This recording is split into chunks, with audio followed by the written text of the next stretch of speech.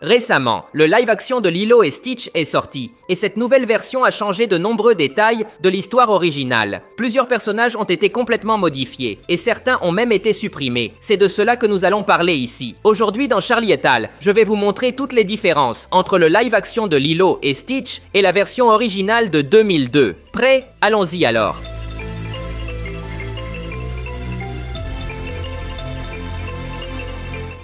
Commençons par le changement le plus évident, l'élimination de Gantu. Dans l'univers de Lilo et Stitch, Gantu est un personnage extrêmement important.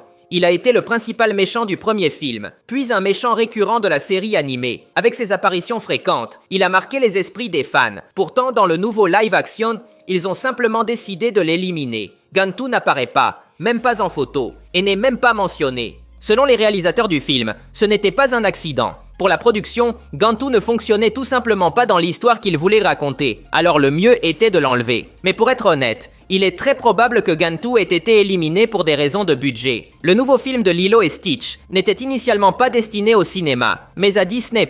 Par conséquent, il n'avait qu'un budget de 100 millions de dollars. C'est très peu si on le compare au budget de Blanche-Neige, qui était de 300 millions. Dans ce contexte, il est facile de comprendre qu'il aurait été très coûteux de créer Gantu, un personnage aussi énorme, qui aurait demandé beaucoup de CGI.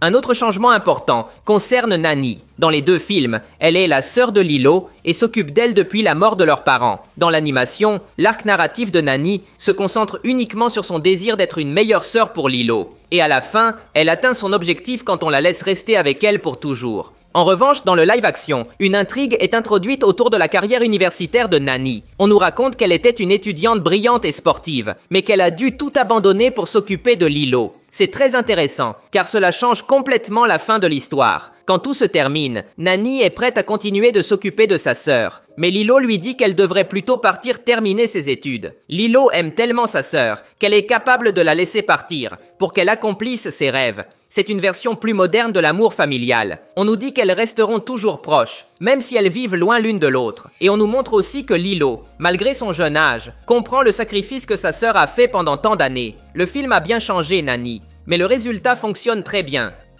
Un autre changement important concerne les nouveaux personnages. Le live-action a créé des personnages qui n'existaient pas dans l'œuvre originale.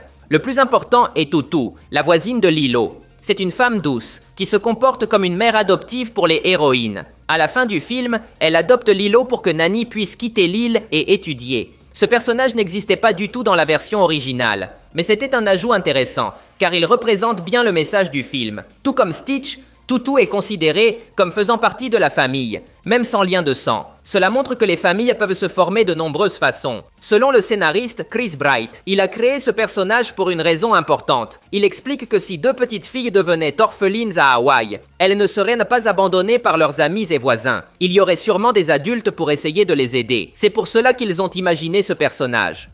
Une autre différence importante a été l'apparence de Jumba et Plikley, qui ressemblent à des humains pendant la majeure partie du film. Dans l'animation de l'année 2000, les deux personnages se sont infiltrés avec de simples déguisements, mais ont toujours conservé leur corps d'aliens. En revanche, dans le live-action, ils utilisent un système de camouflage qui les transforme en véritables humains. Ce changement est compréhensible, car dans un live-action, voir des aliens déguisés en humains semblerait ridicule. Cela ne tromperait personne. L'explication a du sens. Mais soyons honnêtes, il est probable que ce choix ait été fait pour économiser le budget.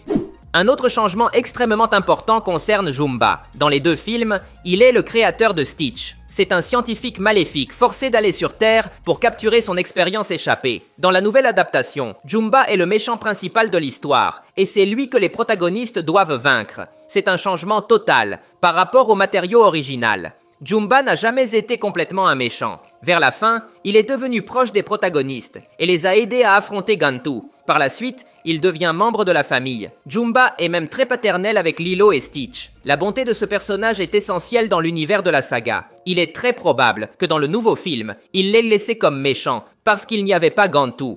J'ai détesté ce changement et j'espère que dans le prochain film, Jumba rejoindra le camp des gentils. Il y a d'autres changements subtils qui valent la peine d'être mentionnés. Par exemple, l'origine de l'expérience 627. Dans le nouveau film, elle est apparue pendant quelques secondes, dans une image dans le vaisseau de Jumba. Cette créature est l'une des nombreuses expériences du scientifique.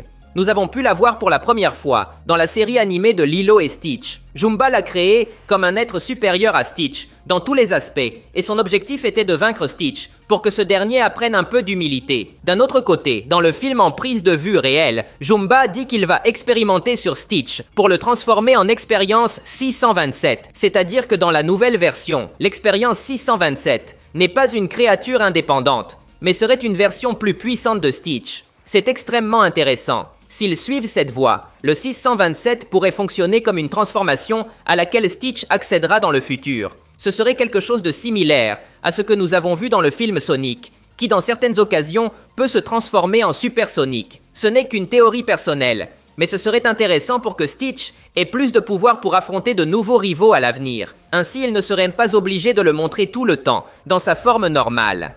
Je veux parler d'un autre changement petit mais curieux. Dans les deux films, il y a des scènes amusantes, montrant un homme qui fait tomber son dessert. Dans le film original, le personnage fait tomber une glace à la menthe avec des pépites de chocolat, tandis que dans le film de 2025, ils ont remplacé la glace par un granité hawaïen multicolore. Pour cette décision, la production a travaillé avec un consultant hawaïen qui leur a confirmé que le granité était une option plus courante à Hawaï. Un détail subtil, mais adéquat.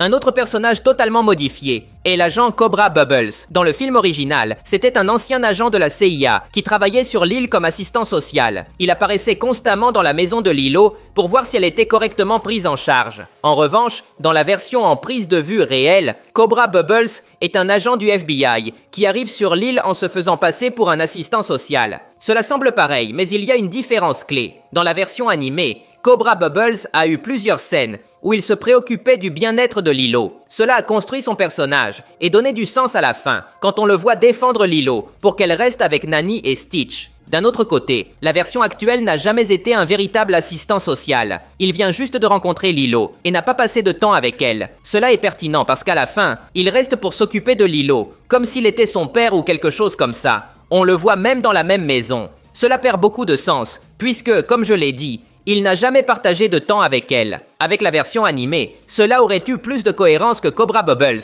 reste pour s'occuper d'elle. Ce qui est étrange, c'est qu'il n'était pas nécessaire de faire ce changement. Le film actuel a introduit une femme comme assistante sociale qui surveille Lilo, puis elle est remplacée par Cobra Bubbles. Je n'ai pas vu l'intérêt d'inclure cette femme dans l'histoire, puisqu'elle perd rapidement de l'importance. Ils auraient mieux fait de mettre Cobra Bubbles dès le début comme assistant social. Cela aurait amélioré sa relation avec Lilo, et tout aurait été mieux connecté. Ils auraient dû laisser Cobra Bubbles tel qu'il était dans la version animée, puisque cela fonctionnait bien.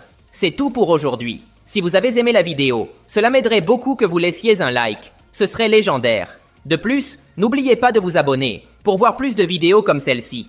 Merci de m'avoir écouté. Je m'appelle Charlie et on se voit dans le futur.